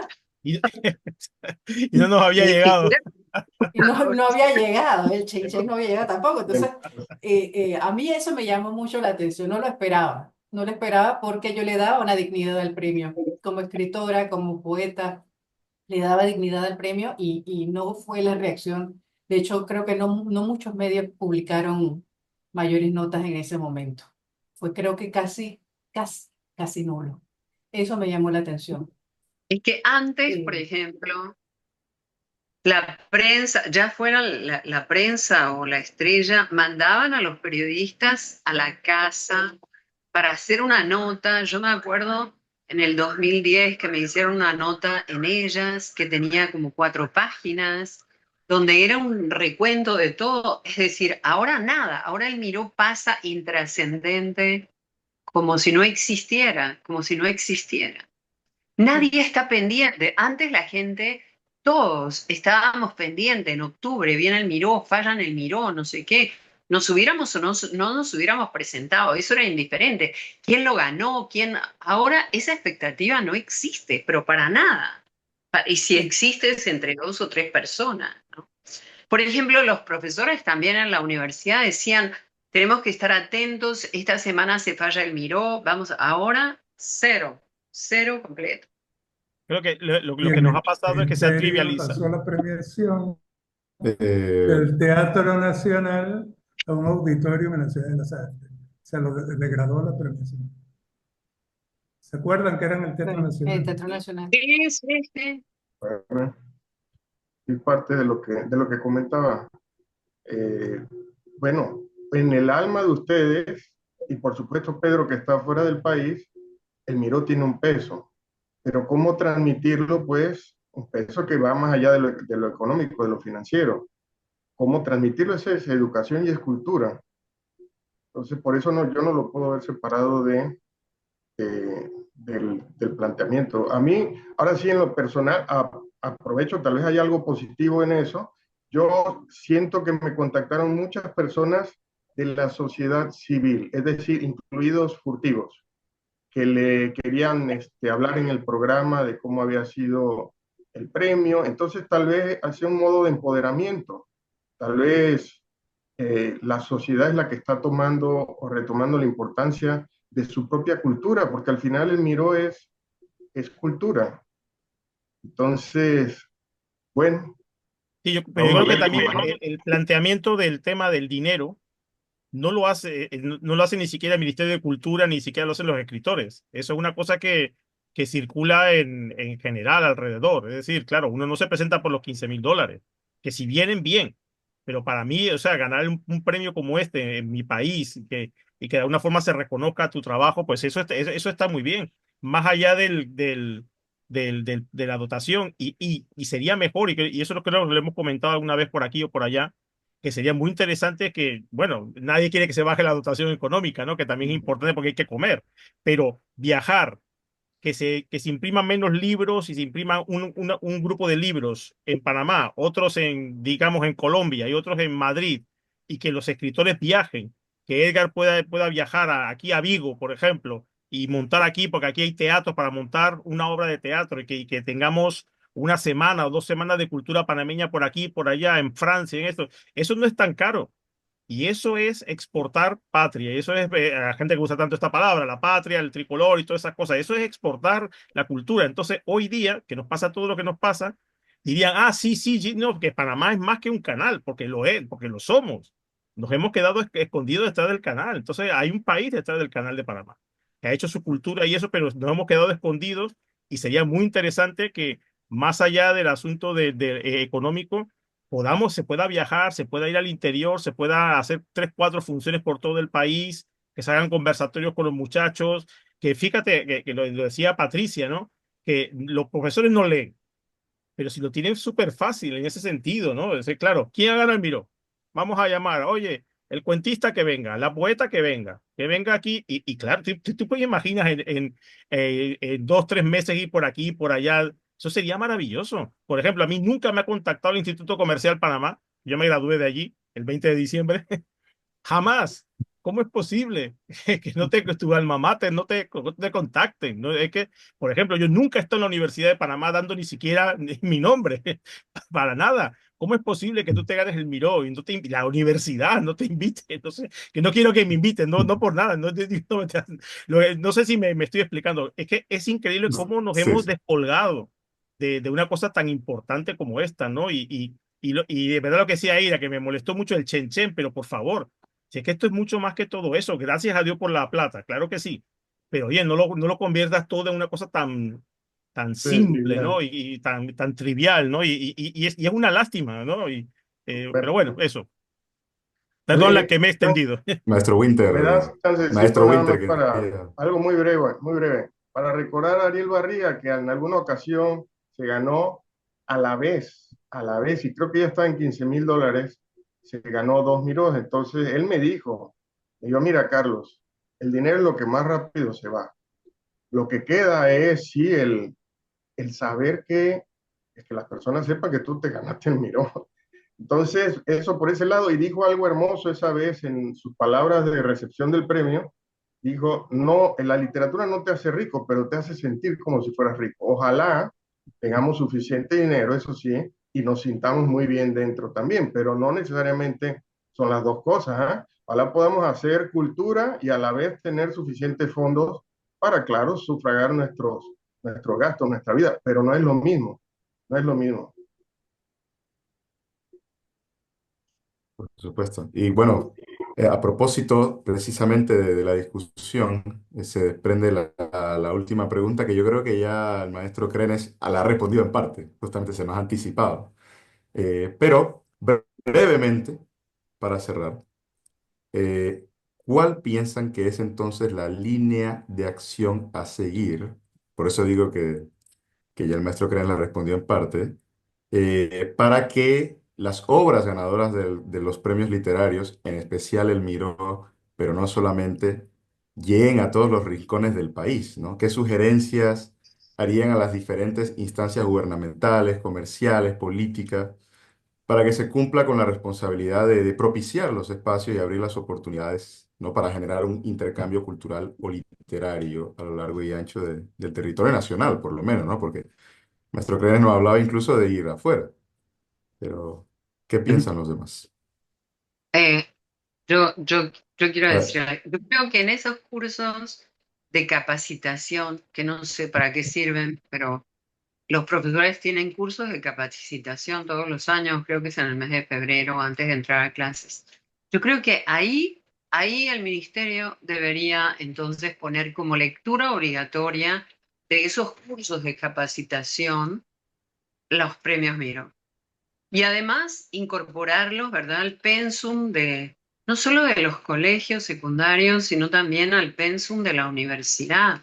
No sé, por ejemplo, yo soy de historia, no sé en español, ¿verdad?, cómo funciona eso, pero los profesores que dan literatura hispanoamericana y literatura panameña, me imagino que tienen que estar leyendo los libros, la novela, la poesía, los cuentos, el teatro del Miró, ¿no? Sospecho. Pero yo pondría como lectura obligatoria esos cursos de capacitación de los profesores a los premios Miró.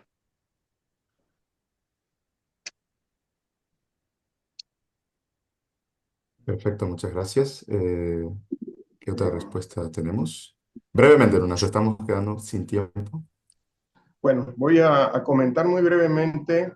Me sumo, por supuesto, a la propuesta de Patricia, pero además veamos el momento del país. Yo creo que dentro de toda la maldad en los planteamientos, porque hay algo muy maquiavélico ahí de Trump, también hay una gran oportunidad. Se ve obvio, pero es que quedó a la luz la necesidad que tenemos de cultura y de cultura que nos presente, que nos defienda. Entonces, hasta si lo pongo sobre el tapete con furtivos que están muy bien organizados, hagamos un conversatorio también sobre qué es Panamá y sobre por qué los Estados Unidos no nos regalaron el canal, sino que nosotros, por supuesto que generacionalmente e históricamente lo pagamos en muchos sentidos, ¿no? Entonces, como dar un contrapeso, ya para cerrar, yo he estado buscando mensajes informativos sobre que den nuestra versión. Hay pocos, pero los hay. Y los he reenviado a mis listas, a mis grupos de WhatsApp. Yo creo que esa es la labor nuestra ahora, decir nuestra parte para nosotros mismos y para los demás. Excelente, muchas gracias. Voy a comentar algo. Hoy Carlos Fons estuvo circulando un artículo que está en la prensa, se entiende que salió publicado en la prensa, que es sobre las bibliotecas. La ruta de la sede de las bibliotecas, ¿no? Iba haciendo un recorrido de todas las bibliotecas en donde la antigua ruta de la sede tuvo una vigencia. Entonces, yo creo que me llamó la atención y es lo que pienso ahorita que estaba ante tu pregunta, Iván, de dónde quedó el circuito. Ahora que tenemos alguna infraestructura relacionada a cultura mucho más fuerte, con un ministerio, poder establecer ese mismo ecosistema de bibliotecas, Ministerio de Educación, la academia, que es lo que decía Patricia, pero también espacios que deberían estar asociados. Lo fue Canal 11 en su momento, que es lo primero que estuvimos conversando cuando estuvo asociada a la universidad, pero ahora que es una entidad con otra autonomía, debería poder tener otro tipo de canales para propiciar asuntos de la cultura. Y así también ministerios, ya sea o de la mujer o dentro de la academia está el Instituto de la Mujer. Hablo en cuanto a las mujeres que han ganado el Miró, pero lo pongo de ejemplo por instancias asociadas a lo que es el tema de cultura, destacándolo por cada uno de las poblaciones. Eso podría poner a funcionar el ecosistema que está ahí a disposición. Hay una ciudad de las artes mucho más ampliada, digamos. Insisto, está un CERTV, está un Ministerio de Educación, debería poder funcionar el engranaje como está, pero no estoy segura. Ella preguntaba si las horas están llegando a las escuelas. No lo sé, estuve averiguando con algunos compañeros que tienen hijos en las escuelas y me dijeron que ya no se lee ni 100 años de soledad, ¿no? Entonces, son detalles que no sé, cuestión de poner en la mesa ideas, ¿no? Yo insisto en lo que dije hace un rato, que yo creo que nosotros como creadores, autores, tenemos que cambiar, no sé de qué manera, yo no voy a ponerme a dar reglas de cómo hay que modificar nuestro métier, lo que hacemos. Pero sí, ustedes se lo han pasado hablando desde hace un rato de medios de comunicación, de redes sociales. Ese es el lenguaje del siglo XX y del XXI. Se la pasan viendo TikTok y no leen. Entonces, yo no estoy diciendo que vulgaricemos lo que hacemos, pero tenemos que encontrar alguna forma de que nuestro trabajo tenga una mayor difusión y llegue de alguna manera a esa gente que lo que hace es viendo chistes idiotas en las redes sociales y no leen. No sé, yo no estoy diciendo que bajemos la calidad, que seamos indignos en nuestra tarea literaria, pero sí, oiga, despertemos un poco. En Panamá no hay cinemateca. Yo llevo este año, se compran 45 años que yo fui a buscar a Josefa Prado en la UNESCO en París y le propuse hacer un estudio de factibilidad aquí. Cuando mandaron al tipo de la UNESCO a hacer, lo dieron. El tipo dio un buen veredicto, pero el gobierno panameño no apoyó. El proyecto Cinemateca Patricia en el futuro va a tener una serie de películas desde que se aprobó la ley de cine como fuente de historiadora, la imagen en movimiento es increíble. Me acaban de sacar en Udela, pero yo les juro que en 7 años yo no logré que los profesores entendieran el beneficio de incorporar el video en el aula. Tú puedes pasarte toda una semana explicándole a un niño cómo funciona el sistema digestivo, el sistema reproductivo, pero si le pones un video lo entienden tres. Entonces, Sí, yo no sé de qué manera, de verdad. No, yo no estoy dando reglas, pero yo sí que creo que hay que hacerle caso a los odiosos, bueno, no todos los son millennials, de que el mundo cambió y que nosotros debemos. A mí me está costando mucho trabajo, pero yo trabajo con gente de esa edad y yo estoy esforzándome por ajustarme un poco a lo que ellos plantean, porque creo que tienen razón. Ahora las cosas se transmiten quizás con menos palabras que antes y no crean que para mí es sencillísimo. Yo sigo escribiendo mamotretos, yo sigo escribiendo cosas largas, pero creo que tiene razón en que yo puedo sintetizar. Y eso fue una cosa que aprendí en Cuba, que yo no tenía idea de lo que era un editor o una editora literaria, de que cómo las cosas se pueden comprimir en vez de decir tantas palabras inútiles por escribir bonito. Pero yo creo que se puede escribir bonito con pocas palabras. Y los poetas lo pueden confirmar. Gracias por su aporte. ¿Alguien más para responder la pregunta?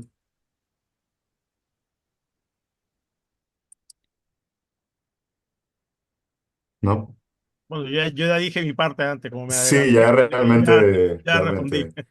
Bueno, desprendiéndose de lo que comenta el profesor Edgar, es por eso que en Furtivos no hemos renegado, ¿no? de estos medios. Y también rescato un poco lo que decía el maestro Carlos Winter. Es verdad, tenemos herramientas muchísimo más poderosas que nuestros antepasados, seguramente. Entonces, en lugar de renegar de estos espacios, hemos decidido conquistar estos espacios que ya existen, que tienen el poder de llegar a tantas manos, a tantos ojos tan rápido. En lugar de renegar de algo así, deberíamos regocijarnos, pero tratar de conquistarlo, ¿no? De realmente tener cada vez mayor presencia. Y la idea precisamente, como decía el profesor Edgar, no es bajar la calidad ni quitar sustancias, sino simplemente llegar, ¿no? Llegar y que sea ese el gancho para que una persona que de repente no conocía este mundillo, lo vea, se sienta atraído y entonces pueda dar con la profundidad que hay detrás. Pero si no llegamos a esas personas, nunca van a profundizar en absolutamente nada. Bueno, lamentablemente no vamos a tener tiempo para más. Ha sido un conversatorio, pienso yo, sumamente enriquecedor, pero que lo hayan disfrutado. Movimientos Furtivos agradece entonces a los escritores Edgar Soberón Torquia, Eira Harvard, Carlos Wintermelo, Patricia Pizzurno y Pedro Crenes Castro por su participación en este primer conversatorio con los ganadores del premio Ricardo Miró, esperando eh, llevar a cabo nuevas ediciones. Y también muchas gracias a usted que nos mira del otro lado. Hasta la próxima.